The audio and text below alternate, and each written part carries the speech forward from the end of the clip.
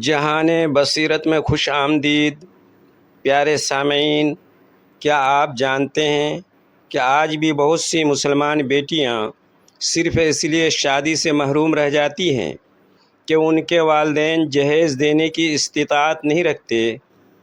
دوسری طرف جب کسی عورت کا شوہر وفات پا جاتا ہے تو بعض لوگ اس کی دوسری شادی کو معیوب سمجھتے ہیں، حالانکہ اسلام نے اسے باعزت زندگی گزارنے اور دوبارہ نکاح کا حق دیا ہے۔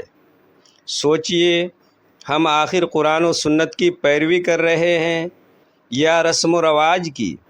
اسلام نے نکاح کو آسان بنایا ہے، مگر ہم نے اسے جہیز، دکھاوے اور فضول اخراجات کی وجہ سے مشکل بنا دیا ہے۔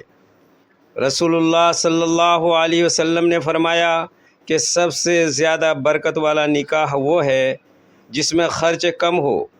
اگر ہم واقعی اپنی بیٹیوں سے محبت کرتے ہیں تو جہیز کا مطالبہ چھوڑ دیں، نکاح کو آسان بنائیں اور بیوہ و مطلقہ خواتین کی عزت کرتے ہوئے ان کے نکاح کی حوصلہ افزائی کریں۔